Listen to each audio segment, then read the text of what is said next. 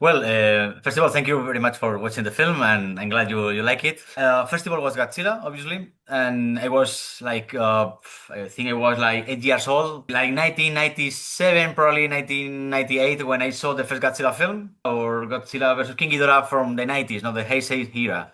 Right. So I was like impressed by what I saw. I was like fascinated as a kid because I have always been drawing or building buildings, actually miniatures with my hands, no, with cartoon paper, whatever materials I found.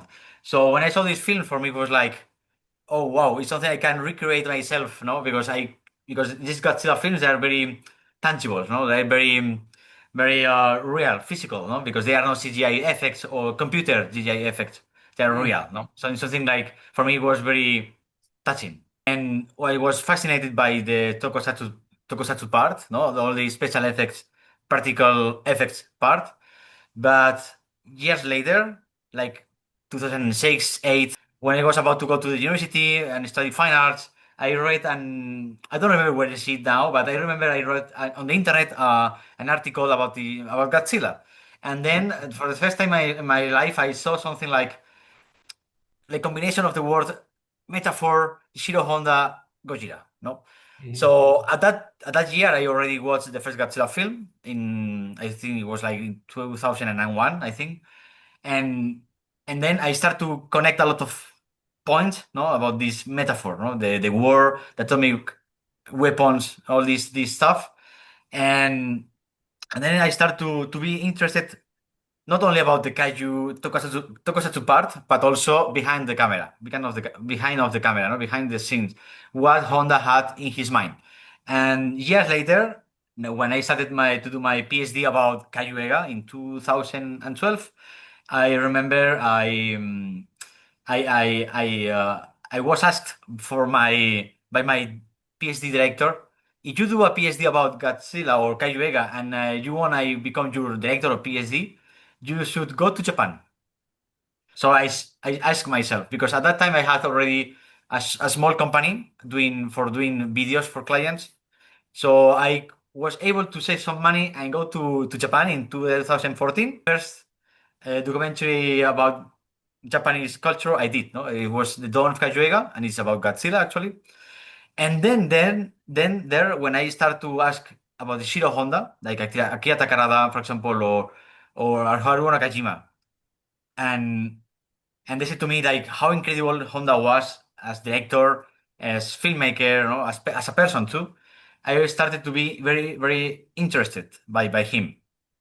And when I finished this film, I had the chance to meet Honda's son, Ryuichi Honda, in Tokyo.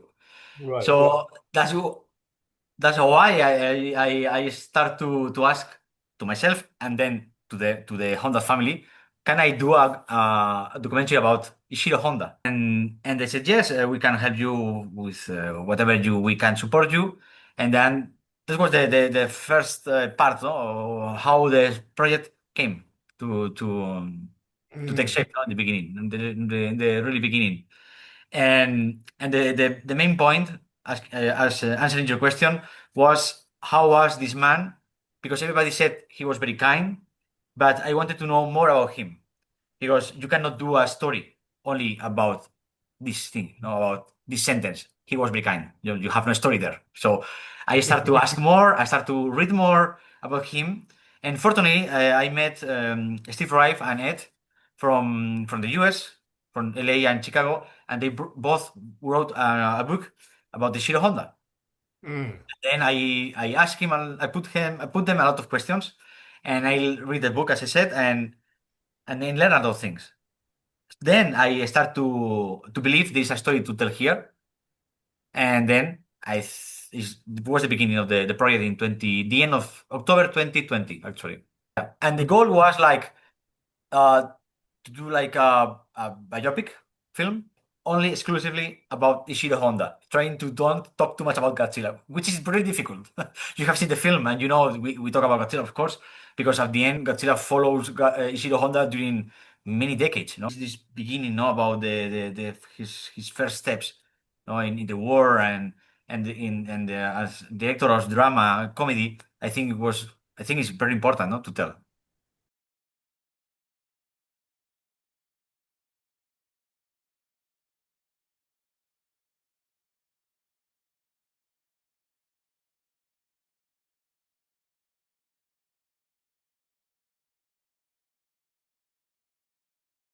Well, Ishiro Honda likely grew up in a context very healthy for cinema in Japan. 800 movies probably per year. It's almost like Hollywood at that time. It's crazy. They had a really powerful industry.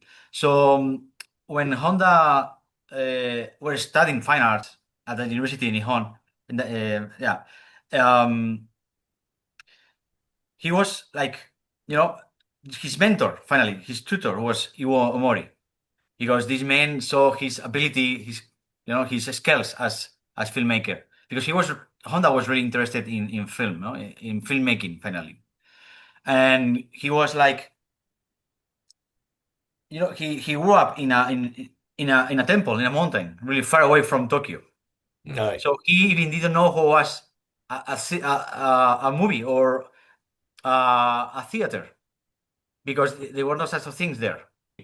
He didn't know about it, and he was really impressed about the movies he was watching, even Japanese or especially Western film, no, from the US especially, no, or maybe Germany probably, for these expressionism films.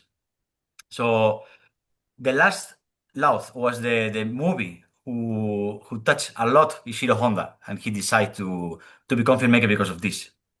And and also because Omori was there, no, in this university, like observing the big talents around there, because the Japanese industry was like building at the same time. So they knew they need a lot of filmmakers or people for become technical, for lighting, sound, or whatever, or even actors.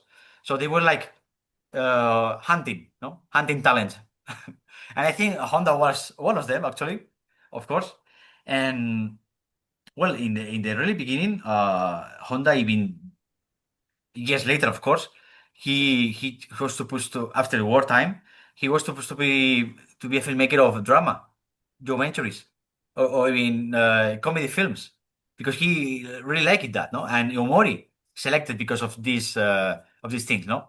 Because at the end of the middle of the 50s, he started to do films like Eagle of the Pacific, or several war movies actually, which are not exactly the topic of love films or whatever, no? Even he put always love or this kind of drama in his films, no? But for Omori, he was a filmmaker for women stories, for stories for women, like plots for women, we can say, no? As they said at the time. And when Godzilla arrived in 1954, this pre-production started to take shape in Toho. Uh, Even Honda was not the person selected for the film in the beginning, at the first time, at the first place. It was Taniguchi. Taniguchi was a close friend of Shiro Honda and Akira Kurosawa, actually. Right. And Taniguchi refused the production because he didn't feel enough comfortable doing this film, because it was the first time in Japan they did something like so complex like the Godzilla production, because it was really complex production. It was like almost $1 million actually. It was the most expensive films in Japan at that time, of course. And Right. yeah, yeah, and all this part of the tokusatsu part, which is looks like, my God, what? So Taniguchi, as I said, refused to do the reject to do the film, and then and Omori asked to Honda in the second place, and Mm. Honda, we don't know why, at least I don't know yet for now, why he said yes, because at the end Honda was an employee for Toho, and if you say no to a project, you know maybe they don't select it for future projects. So in the end, it's even not. It's a little bit dangerous for you, for your career, for your professional career, because if you say no, probably other producers from Toho will say we cannot count on him, because probably he will reject the project, no other project in the future. However, I think Honda even he was taking seriously all projects he was doing at the time, or his life, in my opinion, and Godzilla was one of them. So he accepted the project, and after the success of this film, Omori didn't see Honda in the same way. So for Tanaka, Tomoyuki Tanaka, another big producer for Toho and really important for Ishiro Honda and Omori, at the end, he was the director of the Kaiju films, or the main films of Kaiju, no? And I think it was really difficult to separate after this Honda from Godzilla. Even Mm. Honda tried to do some other documentaries, other kind of films. He was lucky and he did a few of them, like two or three films from after Godzilla. Like, well, this is not. This is what I wanted to do. We can say no, but many of the projects that Honda tried to do at the time, they were rejected basically by Toho. They didn't accept it because they wanted to do what was success for that time, which is Godzilla. So Honda plus Godzilla means money.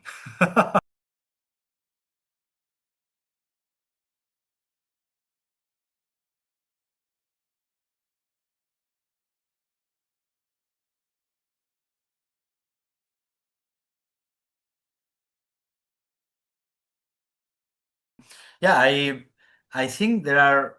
I will tell you an example. Something I happened with my previous documentary of Godzilla, as I said, is like I talk a lot about the atomic bomb in that film, and I do that in a historic point of view. However, I remember some Japanese people saw the film, this documentary about Godzilla, Hmm. and some people said to me it's quite hard because it's a taboo subject even That was now. right. It's atomic bomb I'm speaking about now, the atomic bomb, and it was like a little bit surprised because, of course, I'm not Japanese, I'm not American. It's something like even I'm too young for lived that experiences, no, of the war. So I always do this as like professional. We can say no, somebody who is really interested in historic facts, events, and yeah, I remember this experience like impressed me a lot. And then for this film, probably apart from the atomic bomb, because I talk about that also, this thing you are talking about, I think is also could be a problem also. I had any problem for now, just it's a possibility. I think it's possible. Um, However, what we talk about in the film is something that it's real. And actually, some people on the internet, no, some posts I read recently, they say like the film is like how can I explain this? Like I'm trying to clean the image of Ishiro Honda, no? Because for Right. some people he was a war criminal, a criminal war. Right. So well, I'm not saying that my film is not my task. My task is telling the story in a more um how happened the events, the more realistic way. Right. Right. I I'm mean, not, I'm not trying to put my point of view, is what I'm trying to say. However, some people think that about my film. Like, I'm trying to clean up the image of Ishiro Honda, but he was a killer. But even we don't know that because Ishiro Honda didn't talk too much or almost anything about that period.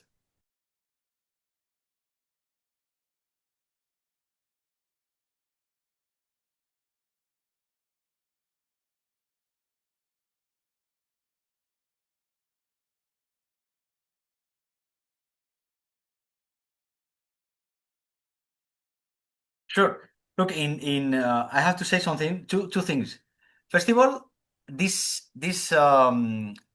sequence in the film was the beginning of the editing of the film. I mean, I started the film editing by this part. I start to to cut to paste with other sequences, photos or whatever. No, so then from this sequence I start to create the rest of the structure of the film. I was thinking about to don't put it in the final version of the film. to remove it.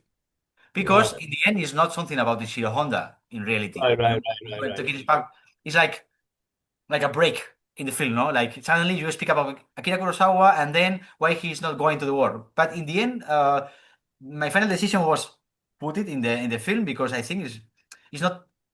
I know it's not about Shiro Honda, but that gives another point of view for the audiences, no?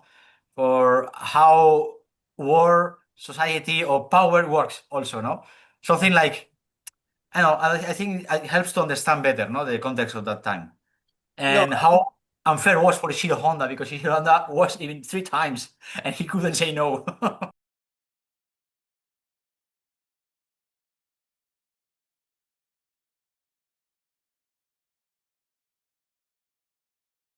Sure. Actually, I didn't have any problem with them talking about it or Yuko Honda, which right, is right, she was helping me a lot actually in the whole production, especially also in this subject. I interview, as you know, I interview her. It's only right. an audio interview because we couldn't manage the way to meet personally and do the interview with camera. It's a pity, but in the end, she accepted to do it with an audio. She recorded herself.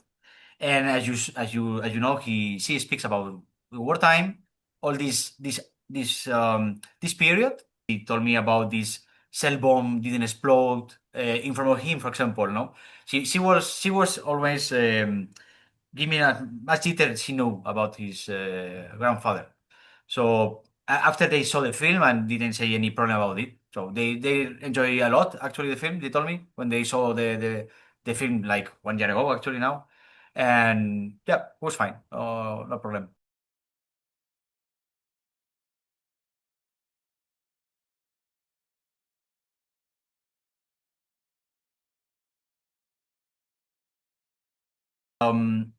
Well, after making the film, my feeling about Honda was like for sure he was kind. That's absurd, absolutely yes. But he was more than that, no? Because in the end, he grew up in a mountains, as I said, in a temple. His family was well, his father was a priest. So in Please. the end, all his values was based on it, on this philosophy, no? And then his father, his mother was always supporting him his ideas. When he said, Honda said, I want to do film, making movies to his parents and his brothers, they said to yes, they said to him yes. He didn't say no, no. This cinema is not for people like you. You need to study medicine, for example, no. Which his oldest brother was a doctor actually, and he wanted Honda was involved in his world, no, as a doctor and in the medical stuff, no. But Honda select other way, no, and was the artistic way. And his family also was supporting him, as I said. Even his oldest brother was offering some magazines of cinema and science or whatever like this, no, for he can start to read and learn about this subject. And I think because the cinema world is very stressful. Making a film is very stressful. These are Mm, not people, money things, time things, or whatever. Everything is a problem. But I think Honda was always really calm in any of the shootings. Because any people who work with him I met and I asked him, said to me he had a bad face. Never. Never. mm, He was, when he started to do the first Godzilla film, I remember Aruna Kajima, the suit actor, said to me in the interview, every bad people look at us like in a bad way, like saying, "Oh, you are doing a movie of monster movie for kids. Who wanna see this?" No. And finally, they were like saying, "I'm sorry, it's like this. It's our job." No. But Honda was saying, this film is very important, and if somebody is not sure about it or is not taking seriously, please leave the production, no. So another thing, like always asking like Hisao or Ryuji Honda, for example, was how is possible the friendship between Kurosawa and Honda, how was possible, because as you said, Kurosawa was a really difficult person apparently, mm. but I think the basis of this is because they were respecting a lot between them. no? Because it was a really long friendship, like from the beginning of the 30s or mid 30s, no? Mm. So I think this is the one of the keys, in my opinion. Right. And they were working even in the 80s together, and Kurosawa asking directly to him, the first person, would you like to work with me again in cinema as my assistant, my creative advisor, or whatever? But work with me, please. And Honda said, yes, of course. Another thing I want to say is I think Ishiro Honda didn't see himself as an artist, like someone special because he was making films. I think Mm. he was very like, I'm just a professional, a filmmaker, a film director. Yes, I'm doing films. I have a a lot of responsibility for finish a film, no? For doing a film. But in the end, I'm just a person who loves cinema and the big screen. I think Right. it's that's for me. This is Ishiro Honda.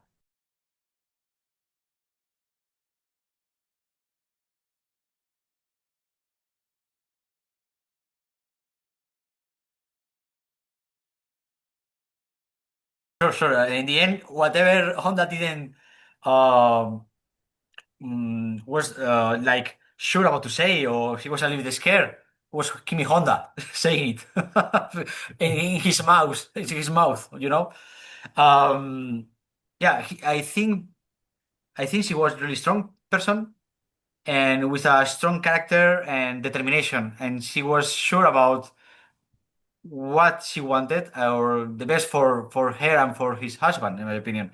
And it's a pity because I was about to meet her in 2014 when I was doing this first documentary about the Godzilla, but at that time she was already sick because of her cancer, Mm. and she canceled the meeting. No, it's a pity because I really wanted to meet her, and Right. the in my first hand knowing these things, no, about her. But well, it was like this, and yeah, in the beginning, as you said, she was a script. She was working also for Toho. They met both of them there in Toho, Honda and Kimi, Right. and they get married in the 30s, in the mid to the 30s, and the difference from the Honda family and Kimi family was like Kimi's father was against her marriage with a man from the film industry. But even at that time, the film industry in Japan was very healthy. But even that was not enough, no? As you can see, even that, Kimi's family was supporting them anyway with some money, whatever. But at the end, it's your daughter. An abandoned people, Mm. especially your daughter, your family. So. Yeah, and she was always reading in the beginning of the Honda's career as filmmaker, reading his scripts, giving her opinion, and things like that.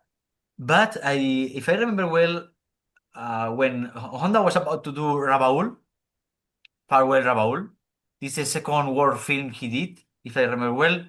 Honda said something like, "Are you sure you are gonna do another war film? People will think you only do this kind of film. So Honda was a little bit like disappointed of this comment and didn't show her any script anymore. Like, okay, well, I want to separate now or works. It's a pity. It's a pity, but it was something like that. Mm. And yeah, and well, and especially the things about war, as you mentioned. Well, she thought uh, he his husband was dead basically when he disappeared during 6 months as a prisoner of war. She thought she was dead actually. Um, but well, not obviously not because he arrived at home and well, they continue their life as usual, no, as before war time. They had Right. already a boy at the time, Ryuji, and then they will have the second baby. 僕なんかが、女性映画の方の、の制作陣の一人として、まあ、監督になってた、ね、考えてたらしい。そういうゴジラが